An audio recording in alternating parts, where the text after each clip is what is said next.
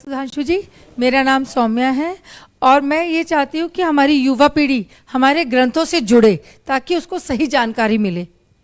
देखिए, मेरा जो आपका कहना है, ये जानते हैं उत्तरदायित्व किस पे है? ये सबसे पहला उत्तरदायित्व माता पिता पे है और उसमें भी सबसे ज्यादा माता पे है, क्योंकि माता प्रथम गुरु है। कारण क्या है कि हम सब में कहीं ना कहीं हम सबके मन में जानते हैं का मनोभाव हो गया है कि हमारे बच्चे पढ़ लिख कर बड़े आदमी बन जाएं और चाहे जो करें। फिर जब हम एडवांस एज में जाते हैं तब हमें समझ में आता है वो और चाहे जो भी बड़ा इंपॉर्टेंट था।